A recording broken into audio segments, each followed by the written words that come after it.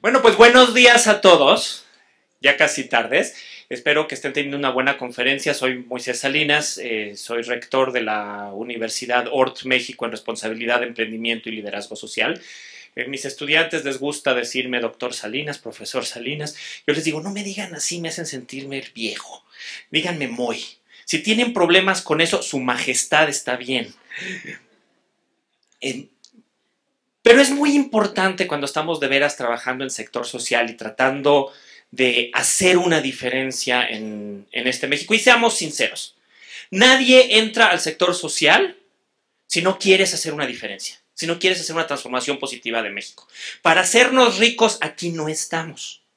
Así que cuando uno quiere hacer eso, pues no podemos tener estas jerarquías de, pues yo soy el doctor, el profesor, estamos todos en el mismo barco. Déjenme ver si, porque aquí sale esto, pero no tengo la presentación.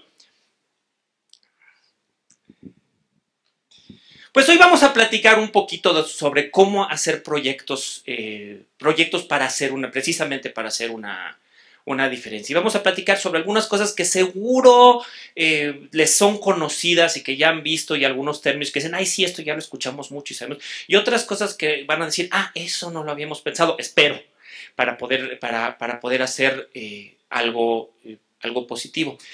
Pero es muy, muy, muy importante cuando nosotros hacemos un proyecto social, un proyecto que quiere hacer una diferencia, verlo de manera sistémica.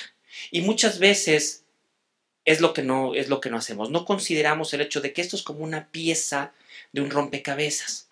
Si nosotros queremos cambiar una pieza de ese rompecabezas, si nosotros agarramos esa pieza del rompecabezas y la tratamos de mover, todo el resto de las piezas del rompecabezas presionan para que esa pieza no se cambie. Y si por alguna razón sacamos la pieza y la movemos y la tratamos de poner de regreso, pues no podemos volverla a poner a menos que lo hagamos.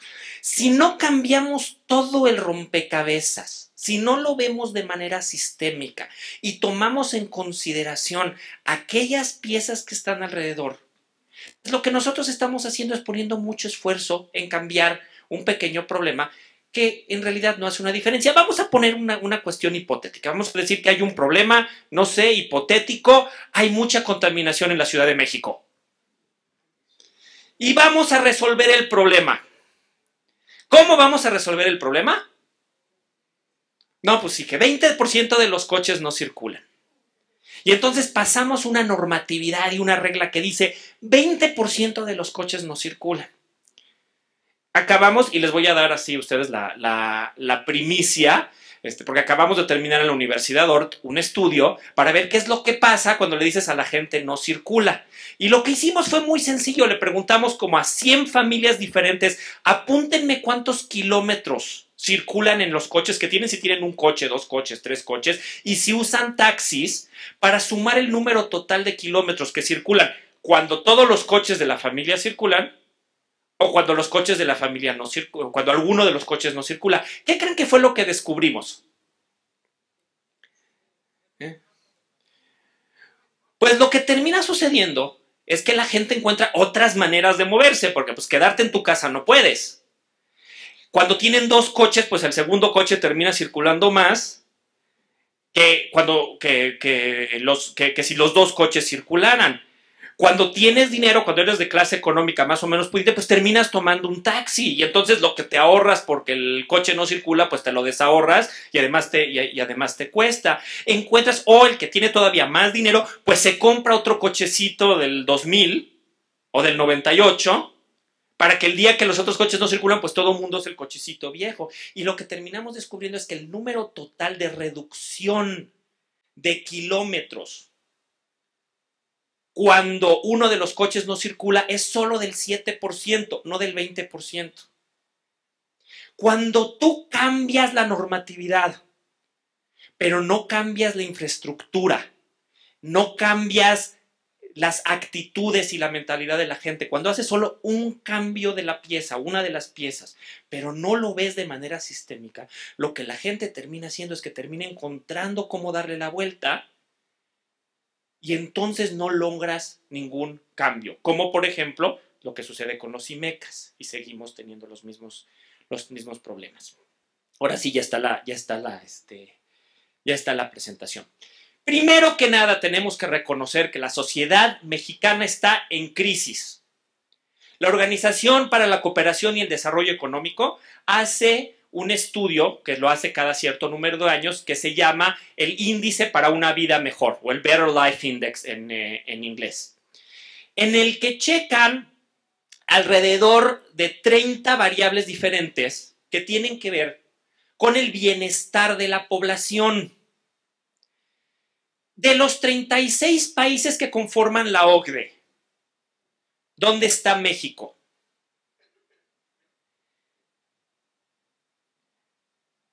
En medio ambiente, en el 33 de 36. En desigualdad social, en el 34 del 36. En apoyo social, en el 35 del 36. En educación, en el 36. En seguridad, en el 36. ¿Saben en cuál salió México en los primeros lugares? No, aquí son cosas positivas, no negativas, obesidad, estamos gorditos, pero no es para tanto. Pero tiene que ver con eso, porque ¿saben en cuál salimos en los primeros lugares? Satisfacción. Yo lo que digo, que los mexicanos estamos, no voy a decir la palabra, amolados pero contentos. Salimos de veras, es algo que yo no termino de entender. Estamos del cocol en todos los otros, en los otros indicadores. Pero en satisfacción estamos como en el lugar 2 o 3. O sea, seguimos estando contentos. Nos va mal y sin embargo estamos bien. Pero la realidad es que México está muy mal en muchos de los temas que tienen que ver con el bienestar de la gente. No estamos viviendo bien, estamos viviendo contaminados, estamos viviendo sin una buena educación, sin seguridad, con muchísima desigualdad social. México es la economía 25 del mundo. Deberíamos de estar súper. La desigualdad entre los más ricos y los más pobres es de las más altas. No es que en México no tengamos recursos. Tenemos un problema de desigualdad. Entonces tenemos problemas muy, muy, muy serios en muchas de estas áreas. Uno de los factores que sabemos que hace una diferencia importante en el bienestar de la gente en México es el desarrollo del sector social. ¿Por qué? Porque el sector social, nosotros, ustedes, servimos muchas funciones. No estamos aquí para suplir los servicios que el gobierno no proporciona. Hay cosas que un gobierno es responsable de su población y tendría que estar proporcionando. Por ejemplo, educación. El gobierno, el sector público debería de ser responsable de que todo mundo en este país reciba una buena educación de calidad, laica, gratuita, como dice el artículo 3 constitucional. Tiene que ser universal, laica y gratuita, ¿verdad? Esa es una responsabilidad. Entonces, cuando tenemos ONGs o SCs como nosotros, que nos dedicamos a proveer educación, pues es porque estamos supliendo carencias que el sector público no está tomando su responsabilidad. Pero eso no es para lo que el sector social debería de estar aquí. El sector social sirve antes que nada y como primera fuente, como garante de los derechos y las libertades de la gente. Nosotros tenemos que estar aquí para ver que efectivamente sí se esté dando buena educación, para ver que efectivamente haya libertad de expresión, para ver que efectivamente haya democracia, no para cubrir esas carencias. Y es por ello que un sector social fuerte normalmente correlaciona con un bienestar, con un alto bienestar social. ¿Y qué es lo que tenemos? Aquí tengo nada más dos gráficas como ejemplo, pero el que está interesante, el estudio de la Universidad Johns Hopkins, en el que comparan a los sectores sociales de diferentes países, nos enseña dónde está México parado en el desarrollo de su sector social, casi hasta el fondo. Entonces somos un país con muchos problemas y con un sector social que tiene pocos recursos económicos, humanos, sociales, para poder hacer una diferencia. O sea, tenemos que escalar el Everest y además sin equipo.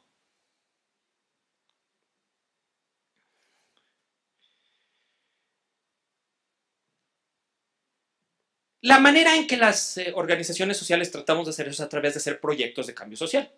y todos los que estamos en el sector social, pues tenemos diferentes proyectos en los que queremos de veras tratar de ayudar a esta transformación positiva de México. Los proyectos de cambio social se llevan a cabo por 3 razones diferentes. La primera es por normatividad.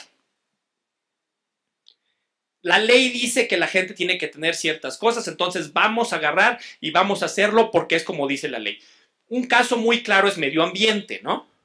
O sea, en medio ambiente se supone que tenemos que tener, que las compañías, los automóviles, todo mundo tendría que no contaminar. Bueno, la primera manera de que todo mundo no contamine es, pues, pongamos una ley.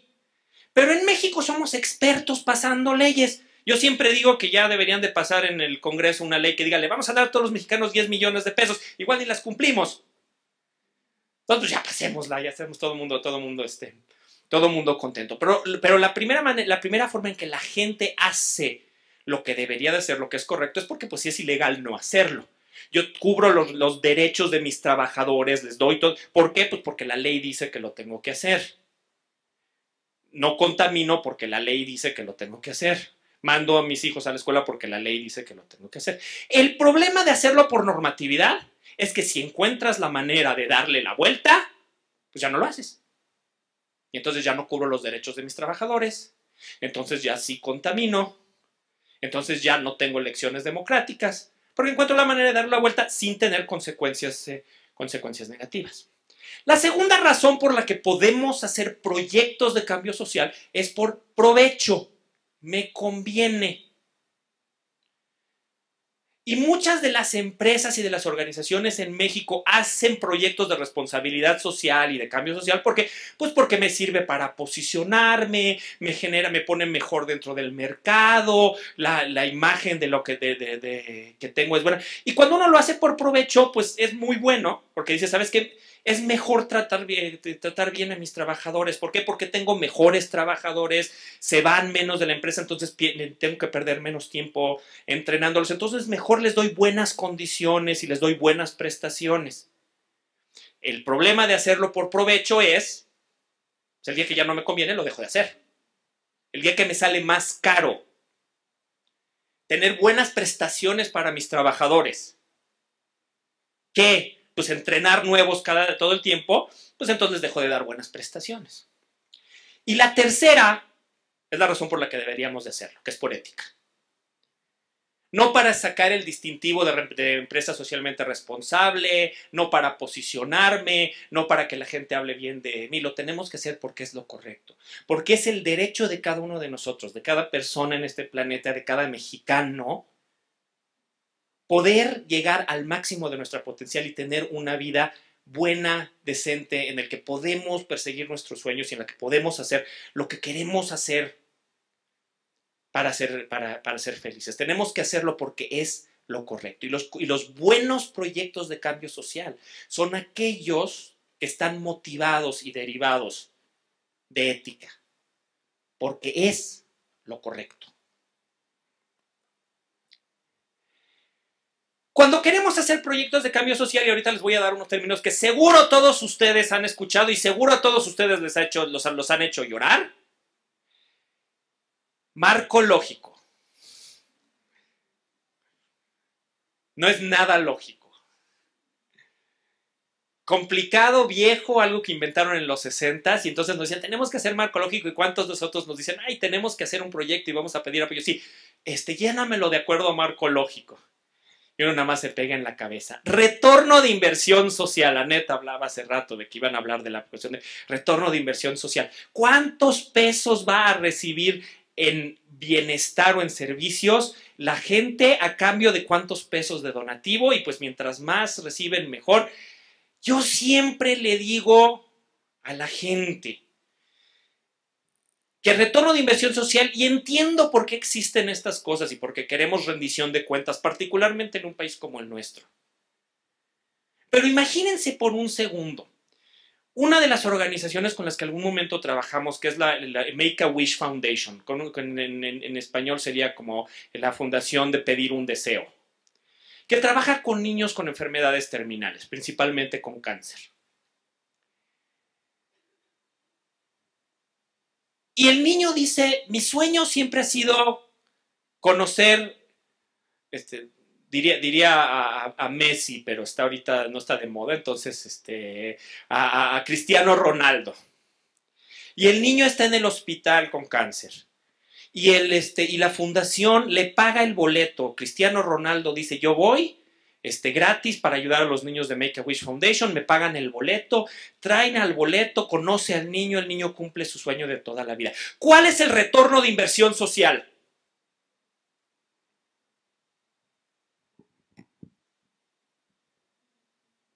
¿Eso quiere decir que no sirve para nada? No lo apoyemos. No le den dinero a Make-A-Wish Foundation. Su retorno de inversión social es cero.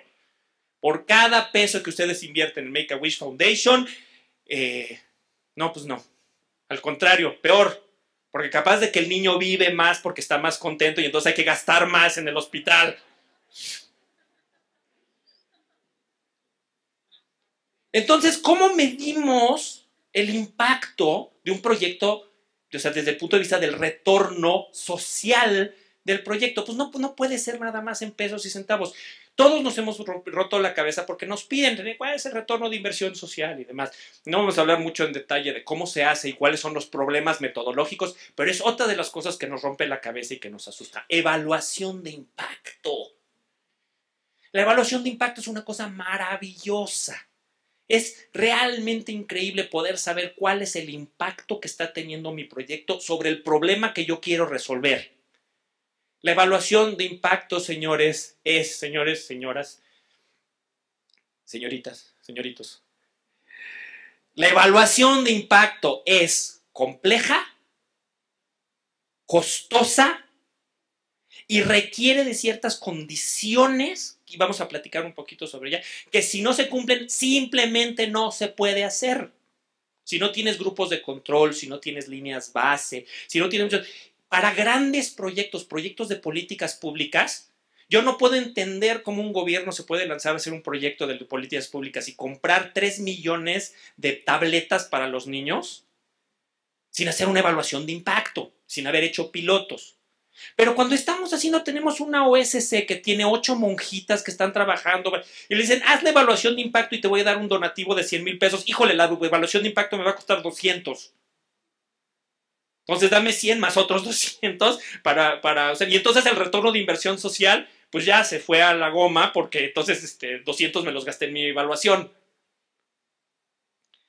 Son temas que son que son importantes y que tenemos que estar conscientes de ellos. No se asusten por eso, porque eso no es lo que es fundamental. También si las fundaciones y también si las instituciones Indesol, si Cedesol nos están pidiendo ese tipo de cosas, esto no es lo que nos tiene que asustar hacer proyectos de cambio. Hay 3 elementos que sí tenemos que tomar en consideración y que esto sí tiene que ser fundamental cuando estamos pensando en un proyecto de cambio social. Lo primero es la normatividad. La normatividad nos puede ayudar o nos puede perjudicar de manera muy importante cuando queremos hacer proyectos de cambio.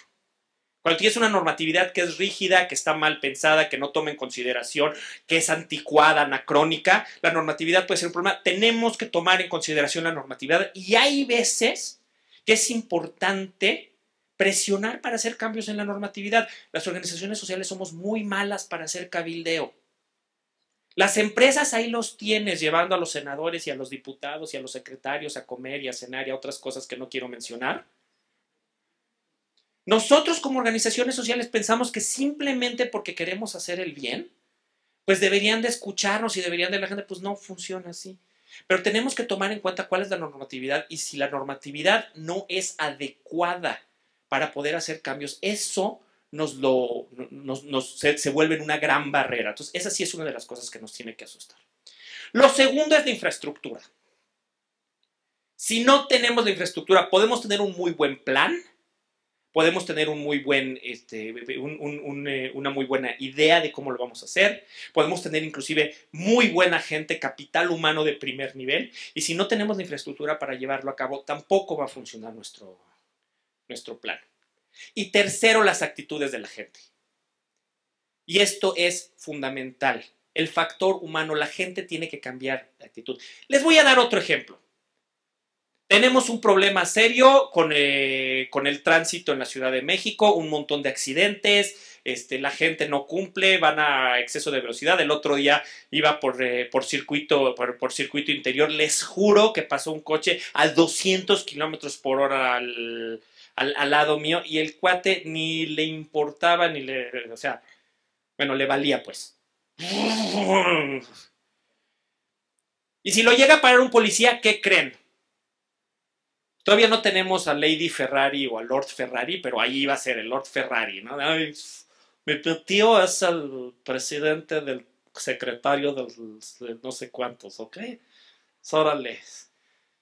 Y ahí quedó el problema, ¿verdad? Entonces, necesitamos cambios también, necesitamos cambios en las actitudes. Entonces, el problema que tenemos en México, dicen, vamos a hacer un nuevo reglamento de tránsito. ¿Qué es lo que les digo? No podemos pasar muchas leyes. Ahí está el nuevo reglamento de tránsito, órale. Bueno, y la infraestructura, no puedes pasar a más de 1,5 metros de las bicicletas. Oye, esta calle mide 2 metros. Si no puedo pasar a 1,5 metros de la bicicleta y considerando que mi coche mide otro 1,5 metros, pues me tengo que ir detrás de la bicicleta porque no hay de otra. Entonces, cambiamos la normatividad, pero no hacemos cambios en la infraestructura. Los semáforos siguen sin funcionar, sigue sin haber letreros correctos, sigue sin haber policías que te paren. Luego ponen un semáforo súper moderno en una esquina y en la siguiente esquina sigue el otro del año 60.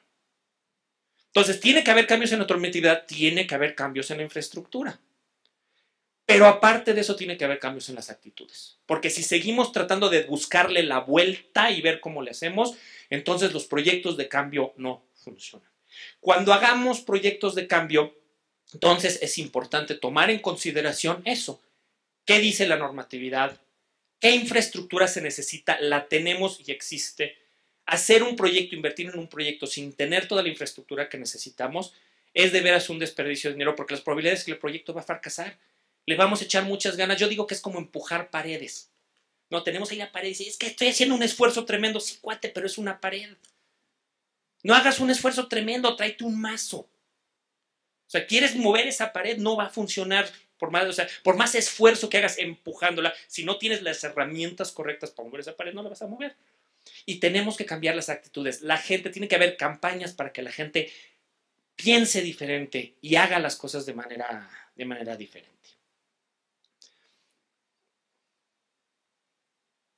Ya también se atoró. Pasan la siguiente.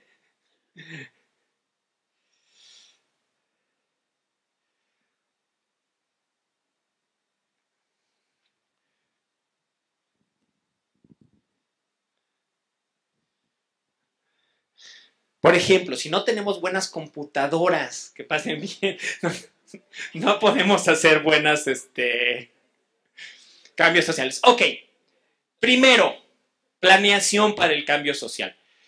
Yo cuando platico con nuestros alumnos y siempre platicamos de toda la cuestión de la planeación es fundamental.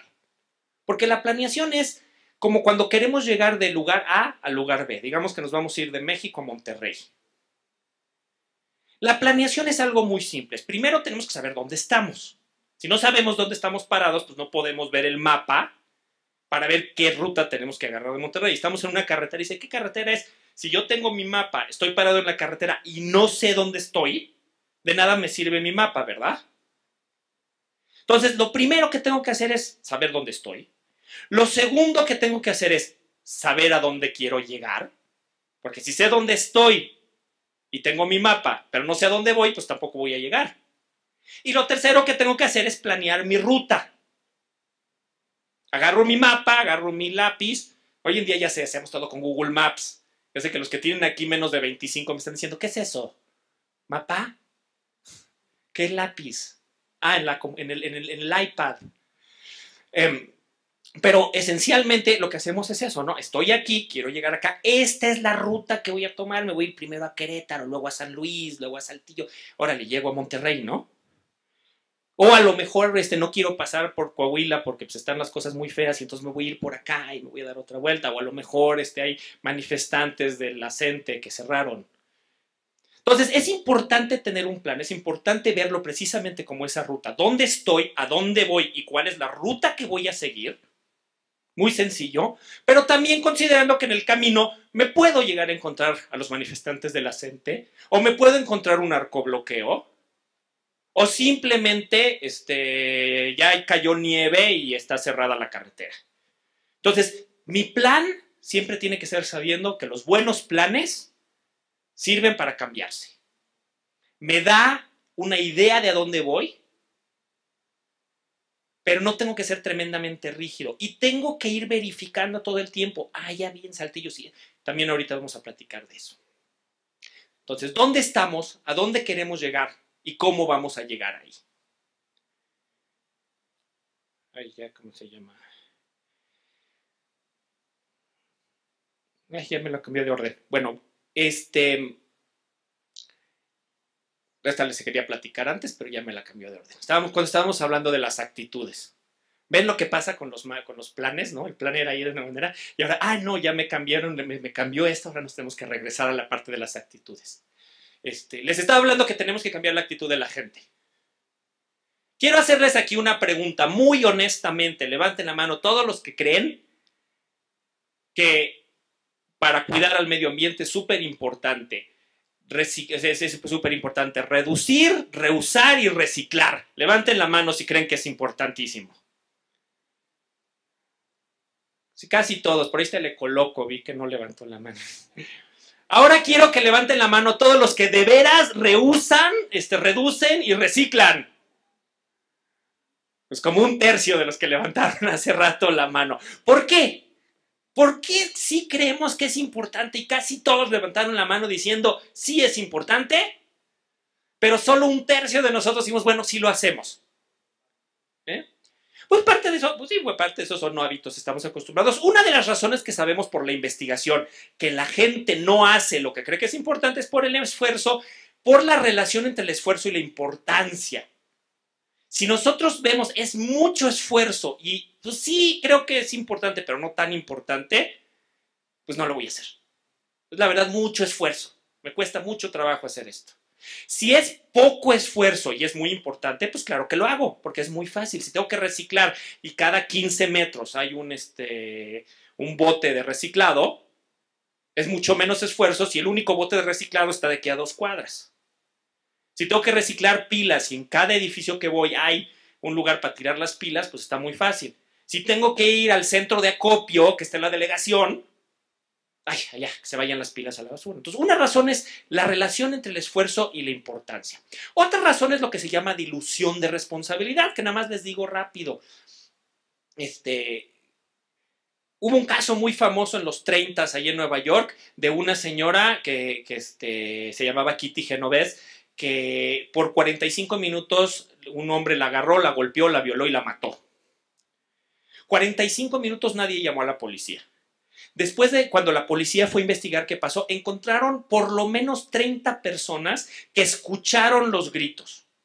Y cuando les preguntaron por qué no llamaste a la policía, ¿qué creen que contestaron? Pues alguien más seguro va a llamar. O sea, pues, en medio de la calle, alguien seguro. Nosotros vamos por la calle, vemos un accidente de tránsito. ¿Cuántos de nosotros agarramos el teléfono y marcamos 066 y le avisamos, oigan, hubo un accidente? Ya seguro alguien va a avisar. Eso se llama dilución de responsabilidad. Cuando hay mucha gente pensamos que alguien más lo va a hacer.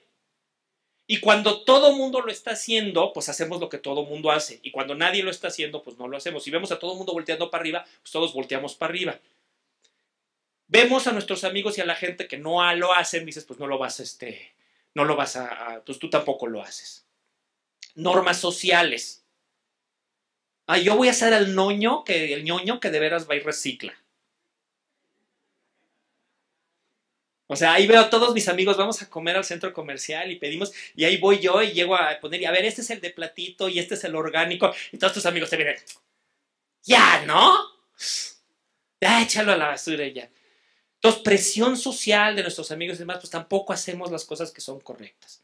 Y después la percepción de control sobre un comportamiento. ¿De veras estoy haciendo una diferencia? Si yo de veras estoy reciclando y a final de cuentas llegan los señores de la basura y agarran el bote, el de papel, el de plástico y el de metal y todos los vuelven a echar al camión ahí todos pegados. Entonces, ¿para qué lo hago si de veras no hace una diferencia? Entonces, cuando nosotros queremos cambiar las actitudes, necesitamos atacar estos cuatro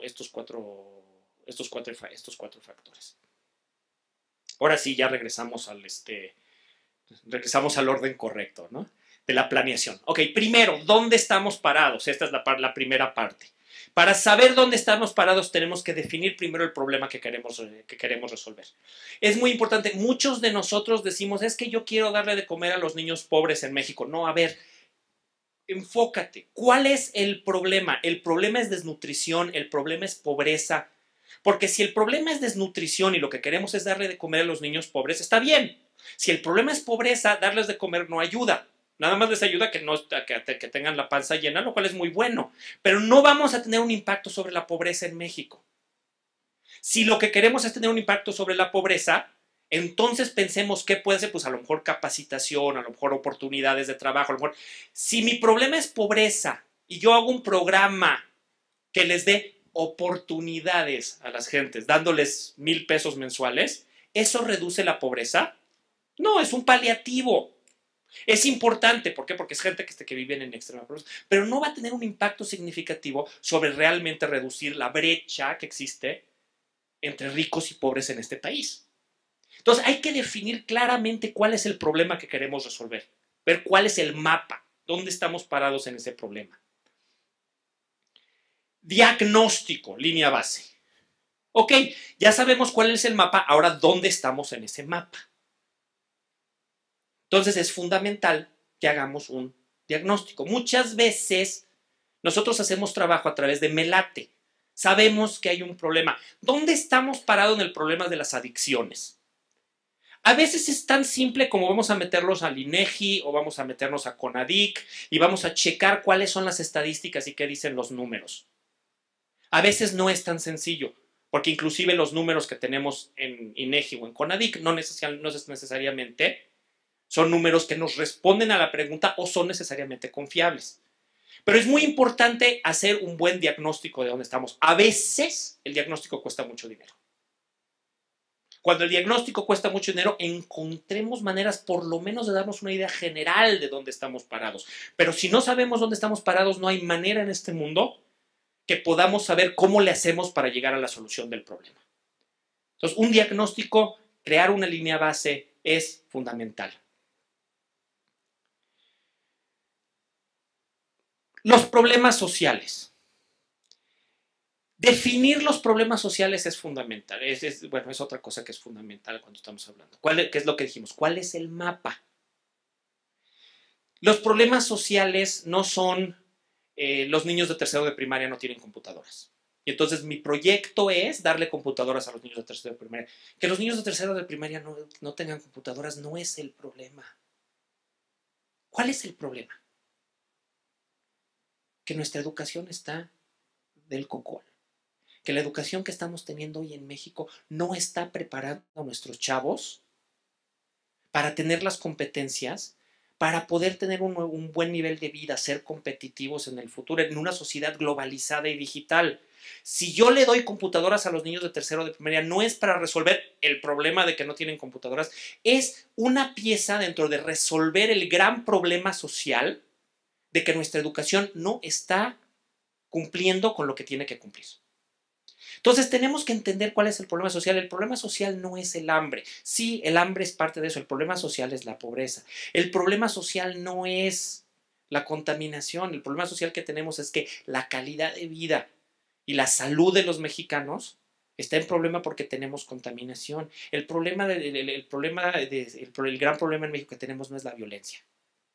El problema que tenemos en México es que las condiciones de la vida son tales que empujan a la mayoría de la gente a hacer cosas que les puedan dar un poquito de mejor nivel de vida.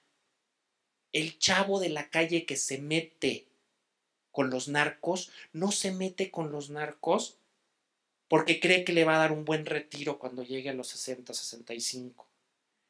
No se mete con los narcos porque piensa que es una carrera honorable en la que realmente puede hacer una diferencia social. Se mete con los narcos porque el cuate tiene hambre, porque no ve futuro. Y prefiere tener un futuro.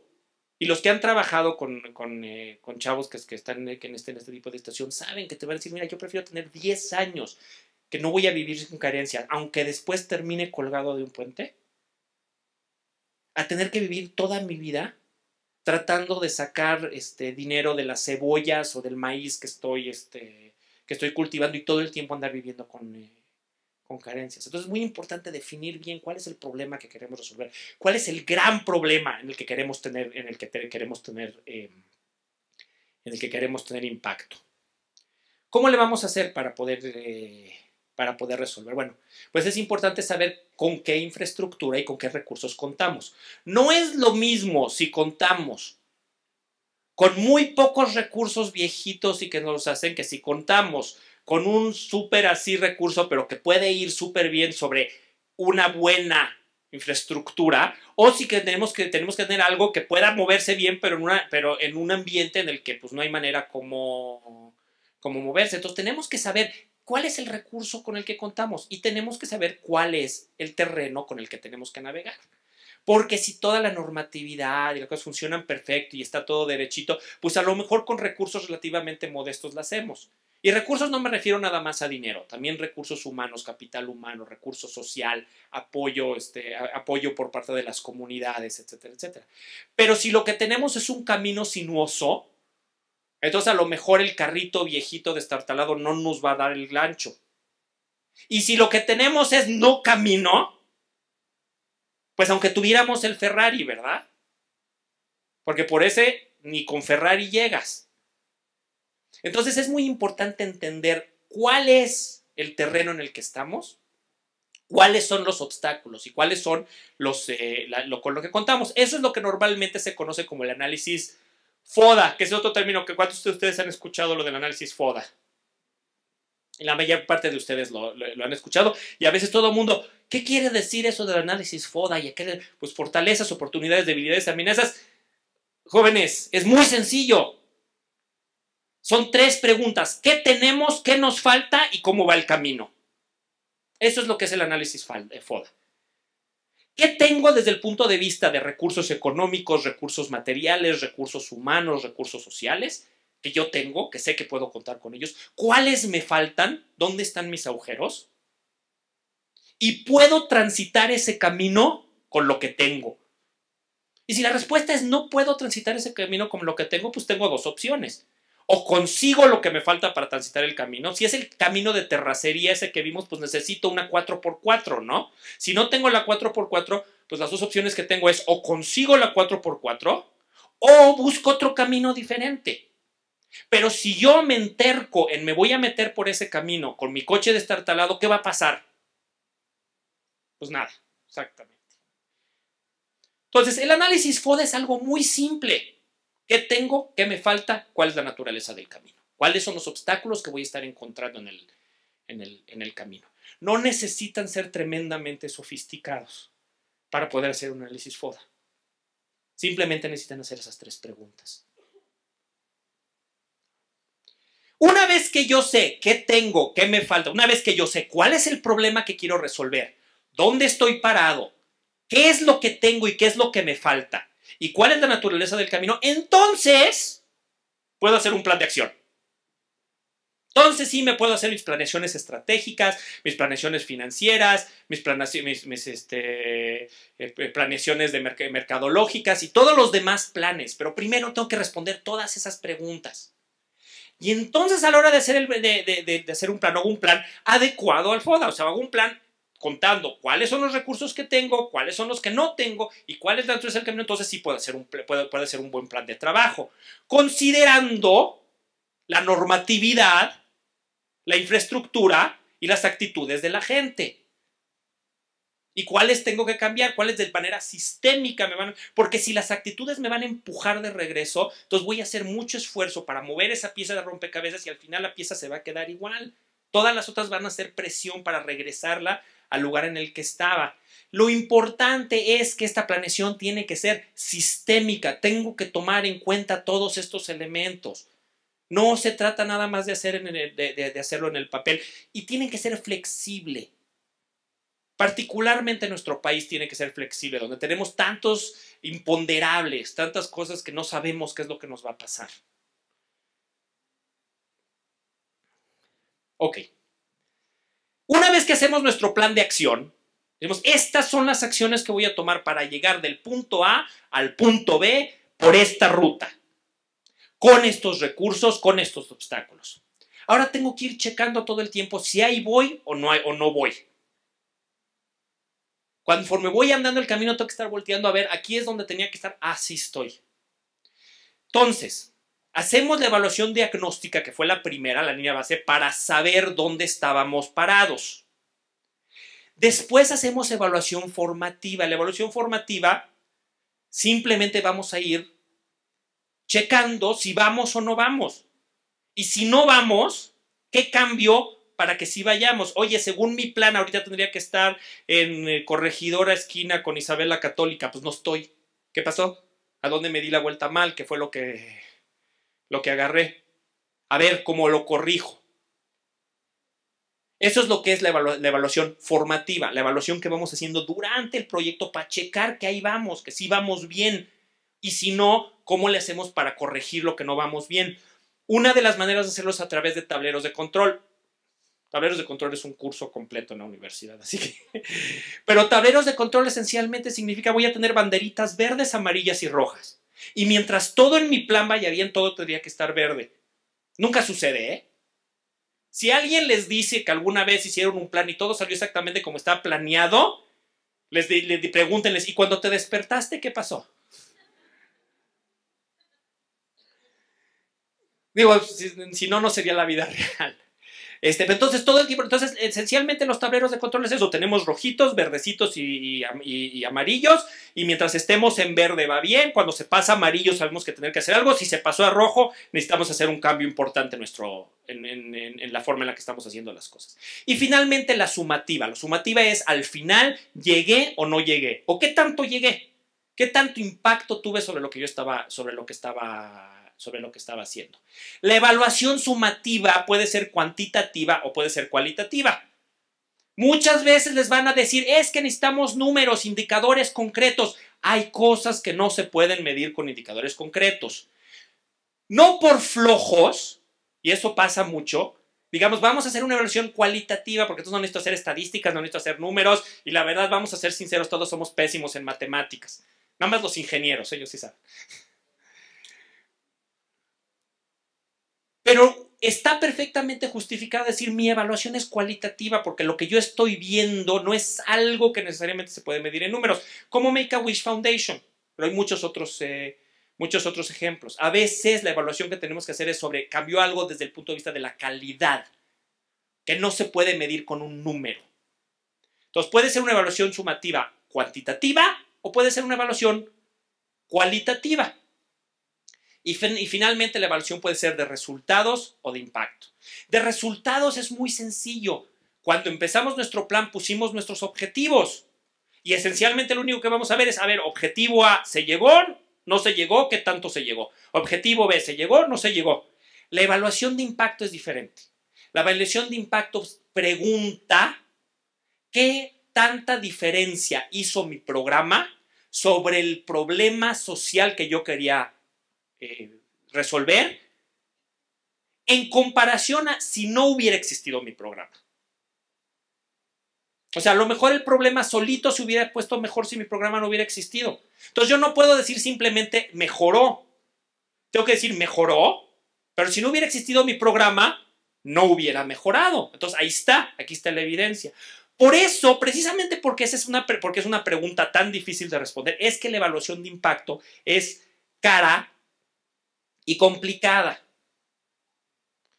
Para hacer buena evaluación de impacto y cuando se las pidan, entiendan esto. La gente no sabe, las fundaciones, las organizaciones sociales, las dependencias de gobierno dicen evaluación de impacto, no saben de lo que están hablando. Yo le tuve que dar un curso completo de 2 horas a la gente del IAPA, del Instituto de Atención y Prevención de las Adicciones, porque me estaban pidiendo evaluación de impacto en un proyecto que estamos haciendo, y entonces yo les pregunté, ¿a qué te refieres? No, pues vamos a ver cuántos se gradúan. Le dije, no, eso no es evaluación de impacto. ¿Tú quieres hacer un proyecto? La manera de evaluar si haciendo nosotros un programa para capacitar gente, para ser especialistas en prevención de adicciones, tiene un impacto sobre la reducción en las adicciones. Entonces yo no puedo medir si la gente se está graduando o no. Ni siquiera puedo medir si tienen buenas competencias o no. A lo mejor se gradúan, a lo mejor tienen buenas competencias. Aquí la pregunta es, ¿están de veras teniendo injerencia en el nivel de adicciones en la Ciudad de México? Porque si no están teniendo injerencia y las adicciones siguen exactamente igual, a pesar de que nosotros estamos entrenando todos estos especialistas, entonces no estoy teniendo impacto, aunque gradúe muchos y aunque los esté graduando todos con honores. Entonces lo que tú me estás pidiendo no es una evaluación de impacto y no están ustedes entendiendo lo que es. Déjenme, les doy una plática para que entiendan lo que es la evaluación de impacto. Y después de que les di la plática y les expliqué esto es lo que es, así que se hace, tienes que hacerlas ex ante. Ex ante quiere decir que tienes que planearla antes de que empieces el programa para poder tener una línea base de cómo estaba el problema antes de que yo interviniera. Si no, ¿cómo sé si realmente hizo una diferencia? Tengo que tener datos para tener una línea base en todos mis indicadores. Tengo que crear una muestra representativa. No puedo agarrar nada más 20 monitos y a ver qué pasó. Tiene que ser una muestra de varios cientos de personas. Y tiene que ser una muestra de varios cientos de personas que realmente representen a la población de gente en la Ciudad de México. Entonces, cuesta dinero, trabajo y esfuerzo simplemente generar esa muestra y darle seguimiento a esa muestra. Tengo que tener un grupo control, tengo que tener otro grupo igualito al que no le hago la intervención para ver qué pasa con ese grupo. Y tengo que usar estadísticas inferenciales, estadísticas que me comparan con el grupo con el que trabajé antes y después y con el grupo con el que no trabajé. Son estadísticas complejas. ¿Quieren hacer evaluación de impacto? Necesito todo esto. ¿No tienen todo esto? Déjenme de molestar. Hagamos evaluación de resultados. Esa sí se puede. Evaluación de impacto es cara y compleja. Pues ya nada más para terminar un poquito. O sea, yo sé que les hablé de muchos temas y demás. Una de las cosas que nosotros insistimos mucho en la universidad es precisamente la necesidad de profesionalizar a la gente que trabaja en el sector. Porque el trabajo en el sector social no es algo que tenemos que hacer solo por buenas intenciones. Tenemos que saber cómo se hace. Y la gran mayoría de nosotros no estudiamos ni cómo trabajar en una organización de la sociedad civil. Pocos de nosotros estudiamos administración de organizaciones, algunos a lo mejor administración de empresas, que es muy diferente. Muy diferente. O sea, unos creen que es lo mismo, no. Es muy diferente. Una empresa existe para generar valor, una organización existe para generar impacto. Y ya desde su base, entonces, todo cómo se administra una organización ya es muy diferente de cómo se administra una empresa. Y todavía menos de nosotros estudiamos adicciones, medio ambiente, trabajo social, todas las diferentes derechos humanos, todas las diferentes áreas en las que trabajan nuestras organizaciones. Entonces nosotros insistimos mucho en la necesidad de profesionalizar, pero eso no es lo más importante. Para hacer una diferencia siempre es útil tener una buena formación, pero no es necesario tener grandes recursos. Lo que sí es necesario es tener compromiso y determinación para, más allá de los obstáculos, seguir luchando por la transformación positiva de nuestra sociedad. Muchas gracias y pues sigamos tratando de hacer una diferencia.